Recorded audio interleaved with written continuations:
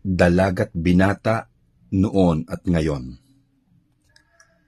Ang dalaga nooy tulad rin sa ngayon, mas umunlad lamang ang imahinasyon, at saka nabutas ang mga pantalon, natutong magtipid ng damit at kalson. Ang nabago lamang ay itong panahon, saka ang kultura, maging ang tradisyon.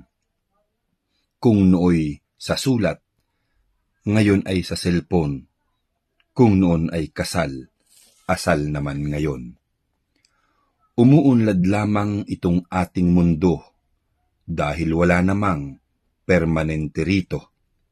Tayo'y nakalaang lahat na magbago upang di ma-stuck at hindi mabato.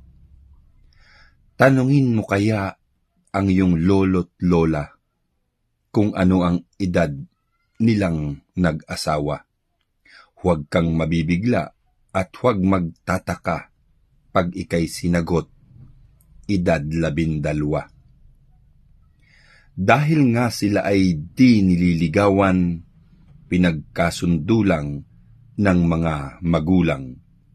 Subalit sa ngayon ay nabubuntisan, samantalang namay, cellphone lang ang tangan.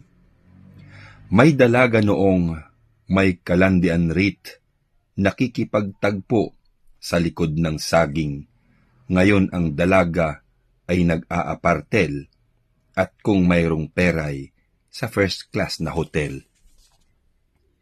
May binata namang nun pa may pilyo na, pag-ihi ng dilag, nag-aabang sila.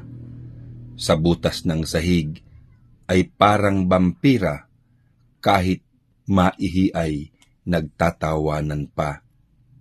Subalit sa ngayon, ang kabinataan, nakapamboboso, may cellphone lang tangan. Samantalang nooy, comics ang libangan, at naghahagikikan, ligaya'y mababaw. Ang katawan naman ng kadalagahan ay hindi nagbago, binuyangyang lamang, kung kaya't dumami ang kabinataan na tila ba aso natulo ang laway.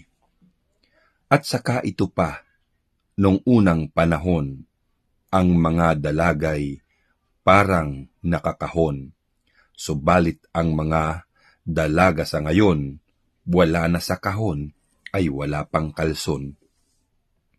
Ang binata naman noong nakalipas, matanda na'y halos hiyapang mangnatad. Samantala ngayon, supot pa at lahat, kung makapandiga sa babae wagas.